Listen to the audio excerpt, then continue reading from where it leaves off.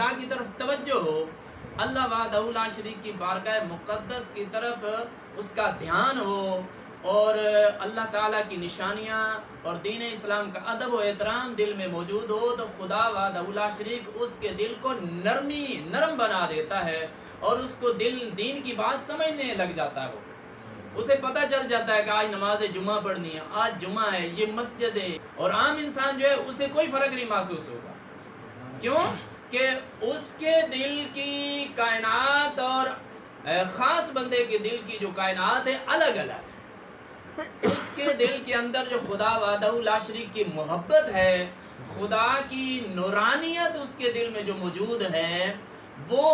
اور چیز ہے، اور جس کے دل میں جہالت ہے وہ اور چیز ہے۔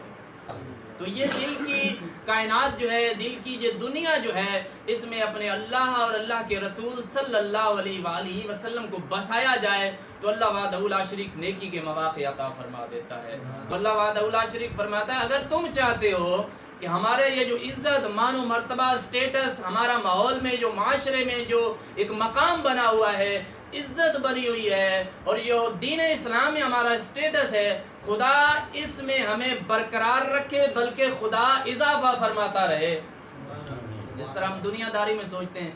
آج ہمارے پاس 10 لاکھ کی پراپرٹی، ہم اس کو انویسٹ کرتے ہیں، 12 لاکھ بن جائیں گے، 15 لاکھ بن جائیں گے، 20 لاکھ بن جائیں گے، یہ چاہت ہوتی ہے۔ تو اسی طرح دین اسلام میں بھی اسلامی بندہ یہ سوچتا ہے کہ اس کی عزت بڑھتی رہے، اس کا مقام بڑھتا رہے، اس کو اگلا مقام ملتا رہے، خدا کی محبت کے راستے پہ وہ چلتا رہے، خدا اسے اعلیٰ مقام سے نوازتا جائے۔ تو خدا وحدہ لا شریک فرماتا ہے میرے بندے، اگر تیرے دل میں یہ چاہت موجود ہے، اگر تو چاہتا ہے کہ وہ جو مان و مرتبہ تجھے ملا ہوا ہے وہ بھی برقرار رہے، بلکہ خدا اس میں برکتیں عطا فرماتا جائے، تو پھر میرا شکر ادا کرتا ہے، میری نعمتوں پر میرا شکر ادا کرتا جا، تیری شانوں میں، تیرے مقام و مرتبے میں میں خدا ہو کر اضافہ فرماتا ہوں۔ اے بندے،